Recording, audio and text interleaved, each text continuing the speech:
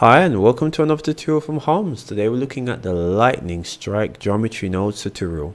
So I have my cube and default scene in front of me. We're not going to delete it because we're going to use the cube as the target for the geometry nodes modifier. Let's go ahead and change the scene. We're going to use 7 on our numpad. Press Ctrl 0. I'm just going to go ahead and scroll this up. Good. Let's navigate to geometry nodes. That's down here, and let's press new. And then we've got quite a bit of nodes to enter, so we're just gonna hit Control and spacebar to big this up so that we can see these nodes. We won't be using the default cube geometry input, so we can go ahead and decouple this. We can go ahead and add a our first series of nodes. Now we've got quite a lot of nodes here, so we're going to be navigating back and forth to the layout view so that we can see the changes that we've made. Let's go ahead and add a Bezier segment. Cool, and this is just going to create our Bezier line. Let's go ahead and join this to the output, and this gives us information on how to set this Bezier line. After that, we're going to add a trim curve. Whoopsie, that's trim curve, and this is basically what's going to give us the lightning strike animation. So from the curve start to the curve end, these sliders animate how the line is generated from one point to the next, which will allow us to create the lightning strike animation. So we're going to be animating this value here. Let's go ahead and add a couple more nodes here. We're going to go ahead and add a set handle type. Now by default, Bezier curves, they are the handles are set to curve, but because this is a lightning strike and we want it to be jagged, we want the handles to be poly or vector. Good, so we're going to use vector right here. Let's go ahead and add some more points to this curve. So we're going to add a resample. This is what we use to add more points to a curve, and we increase the count here to increase the points. Cool. For the next one, let's go ahead and add a set curve radius, because we have to set the size of the curve. So that's set curve radius. Cool. Let's go ahead and bring this down here. And let's go ahead and add some more information here. Let's go ahead and add curve to mesh so that we can feel the curve.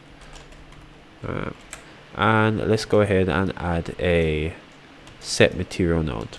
Set material. So this is quite a lot of nodes. So let's first take a look at what this looks like in the layout view. So we're going to hit Control and spacebar, and we see that we have Bezier here.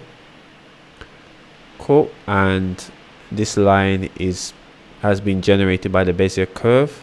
Let's go and hit set the start handle to 0 and the for X and Y to 0, and let's take a look at what the trim curve does. So you see it animates the curve from the one point to the next.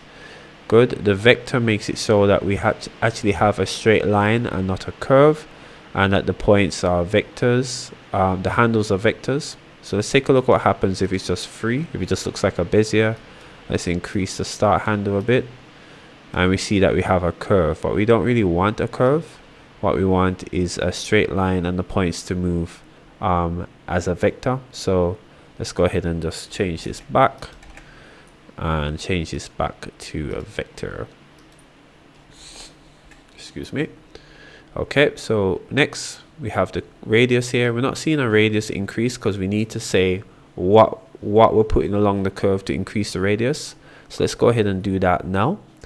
We need to add something to the profile so that we can see this radius. Let's go ahead and add a curve circle or circle curve. I don't know, can't remember which one it is. Curve circle. It's curve circle, and we're gonna plug this into the profile.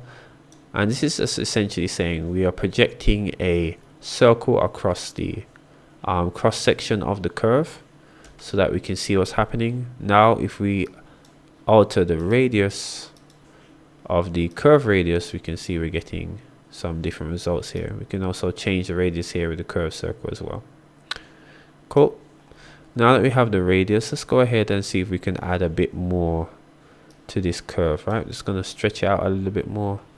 And what we need to do next is that we need to change the ends of this curve. So we're going to taper them because the lightning has a tapered endpoint at both the start and the end.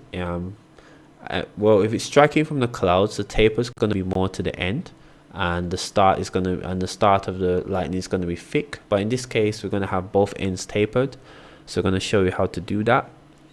Let's go ahead and because we're going to be tapering the end points of these curves, in that sense, we're going to really be messing around with the curve radius. So let's go ahead and go over to the curve radius where it has a radius. Good. And we're going to go ahead and add a float curve. Good. And this is a graph that will allow us to pinch both ends. Let's go ahead and add this into the radius. And we see it's already done something here. Now we're going to change this to a curve. Good. And it's going to disappear because we've set the curve here, but we haven't given it enough data to tell which parts of the curve we want to be, which part of our curve we want to be pinched or tapered. So let's go ahead and add the spline parameter, and that will give us some extra information to tell it, to inform the radius how we want it to be pinched. So we're going to say spline parameter. Cool. And we're going to use the factor value from the parameter and enter it into the value here. And we see that we have our pinch just like how we would want it. Awesome. Let's go ahead and take a look at what that looks like. We can see that there is pinches here. It's just a bit thick on the radius, so it's kind of hard to tell. Let's go ahead and just bring it down, and we can indeed see that we have a pinch, and a pinch is animated right throughout, which is exactly what we need. Don't worry about the circle at the end. We will animate the radius, and that's how we're going to have the circle, the lightning disappear when we want it to fade out, because that's how lightning operates. It kind of just thins out, and the curve radius is perfect for that. So now that we've set both ends to be pinched, we need to add some more data to add the jagged zigzag. And to do that, we're going to be messing around with the position of the points. So we need to add something that's a node here that's called set position. Between the resample and the set curve, we're going to add a set position here. Set position. And we're going to use this to change the position of the points. So first up, we're going to use the position nodes here, but we need some information to tell the set position how to move these nodes and where to find these nodes. Now, typically when you're looking for location, you're dealing with location and you're dealing with magnitude, you're dealing with vector properties.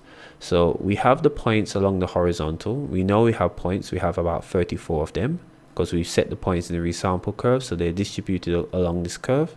And what we want the points is we want the points to move up and down, right?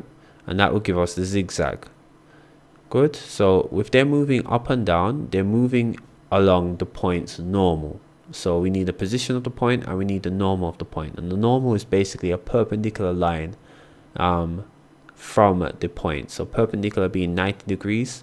So if the point is here, the line goes up and the line goes down. These lines that go up and down are the normals. So let's go ahead and add some data here. So we're going to add the position. Good. That's the first point of our vector data. Good. And that will give us more of the magnitude. That will give us the position, the location, and the normal will give us the magnitude. Cool. And we have these two. So we're going to go ahead and add a vector math node because we're dealing with vectors now. So we're going to need vector math. Let's go ahead and add a math node and make sure it's a vector. Go, and then we're just going to use the add. Let's go ahead and add the position and add the normal. Let's see what that gives us. Cool. And we see that the points are indeed moving along the normals, but we need a bit more control, right? And we need the points to be moving independent of each other. So we need some kind of noise to go across these points. So first up, let's go ahead and decouple the normal. We're going to add a scale vector math node here. And let's go ahead and add scale. Cool. And that's going to scale across the normal. so it goes up across the normal as well. And we're going to add something more to this scale, something to control how much the points move and by what amount. And we're going to use a bit of noise here. So I'm going to use a noise texture here and add this to the scale, and we can see each point is affected by the noise over time, and that gives us a jagged sort of lightning look. Good. And we can adjust the scale, and we see we're getting some different results here. And what we can do here is just stretch out the line, make it slightly longer, and we can see we're getting some animation here. Cool. Right. Now I don't want to really use this to operate the animation, because this increases the length of the lightning. Rather, I want the length to remain the same, and I want to use the trim curve to animate them in and out. Cool. So we've got something that looks okay here, but we notice that as much as we get some jagged edges, they're not moving by much. So we want to increase the amount that they can move in a procedural way. So what we're going to do, we're going to add a multiply, and that's going to multiply the values produced by the noise, which is values from 0 to 1. So let's add a regular math node, and we're going to add a multiply, and that's going to multiply the output. Cool. So now when we increase the multiply, we should get bigger jagged edges, and we do, but we notice that the wave is moving from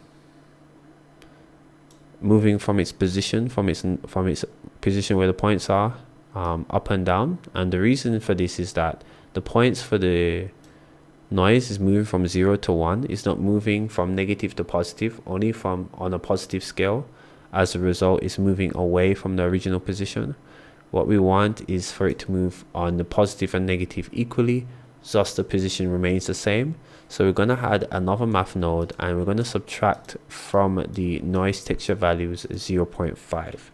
So instead of moving from 0 to 1 now, it's going to move from negative 0.5 to positive 0.5. And this will give us the ability to multiply the points without it moving. So let's go ahead and add a subtract.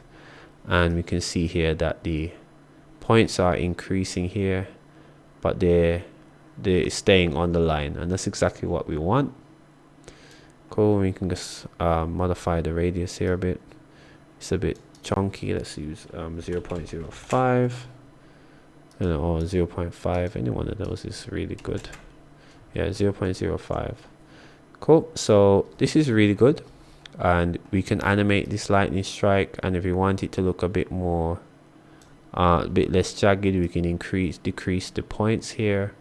We've got a lot of flexibility here, and we can also change the length of the lightning strike.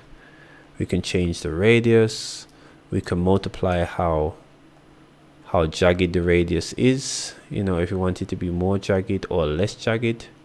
We've got a lot of power there. So this is shaping out to be a very versatile wave, but lightning strike, but we still need to do a bit more to make this a bit more believable. If we animate the trim curve, we can see that the lightning strike at the end is moving up and down kind of erratically, and lightning doesn't really move that way. It's more the inside of the lightning that moves erratic, and this remains fixed point, similar to how the start is kind of fixed in place. It doesn't really move up and down like this, right? And this looks more like a sort of a worm on coke rather than say a lightning strike, because it's too erratic. So we want this point to sort of stay fixed. So to do that, we need to somehow tell the geometry nodes editor that we want the endpoints of the curve to remain fixed. And to do that, we're going to use the endpoint selection. Good. And what we're going to do, this will tell the set position node that we only want the endpoints to be affected by this lightning jagged effect here, which is almost what we want, but we don't want the endpoints to be selected. We only want the middle points to be selected. Alright, so we want the opposite of this, but we don't have a middle point selection node, we only have endpoints. So if we go and see here, we see it's moving the endpoint, but it's not moving the middle points. The middle points are straight, but the endpoints are moving. So we have to do something to flip the selection, and we're going to use a math compare node here. And we're going to flip the selection with compare. Cool. And what this will do is that, let's put the value to 0.14. What this will do is that this will flip the selection, and as such the middle will be jagged and the ends will be straight. So when we animate this now, we can see that the points are straight, they're not moving up and down, and we've got a really nice lightning effect. Now we have a bit of crumple in the beginning because we have so many points as it stretches out, so you can always animate the count with the trim, and that will fix the crumpling in the beginning. Right, so you can have a driver that increases the count with the endpoint, or you can just animate it manually. Cool, so we have our lightning strike here. So let's go ahead and add some more stuff to this. Let's add a material and a glow. Let's change this to the view mode to light, and let's go to the material that we added and let's make it an emission, and it's going to be white by default. That's fine by us. Let's increase the white glow to about 4.7. Then we're going to go over to the render view and we're going to enable blue. Good, and now we've got some lightning strike with light.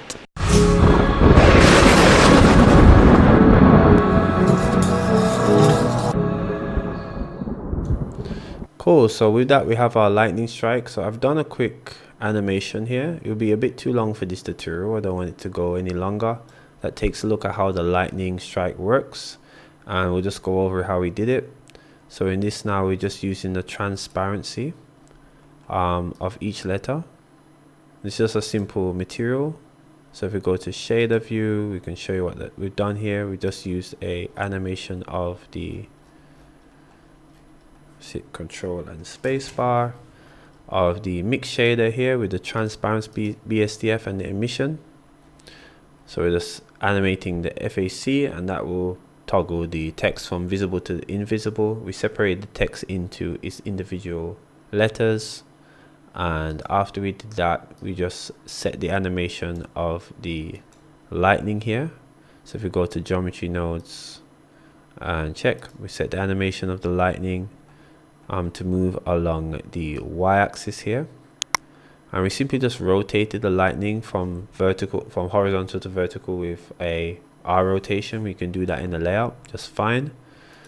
These got animated accidentally. Just remove these because these are animated. Clear single keyframe, and we just animated the Y here, so we can see the Y animating. Cool. We use the trim curve for the initial strike, so it comes down and strikes the S, and we use the radius of the curve profile here to cause the lightning to dissipate. Awesome. And that's how we did the strike reveal. Cool. So this tutorial is not really to demonstrate how we actually use it. We're going to have another tutorial that talks about how we're going to create a logo with the lightning effect that we have here, and how we can add more elements to make this a bit more striking. Haha, pun intended. And when that tutorial comes, we don't need to go through the geometry nodes lightning effect because we have done that already. So this is our elemental tutorial. We've gone through fire and we're going through lightning, and after lightning is completed, we'll take a look at wind, and then from wind we'll look at water, and that way we have an elemental VFX library or playlist that you can go back to find out how to do these individual effects. So if you enjoyed the tutorial, give it a thumbs up. If you have any questions, be sure to ask. I'll be happy to answer once I am able, and don't forget to put up your thumbs for the like and the subscribe button for the subscribe if you found this tutorial useful to you. Cool. So until I see you again with another tutorial, get up and design a new dawn. Later.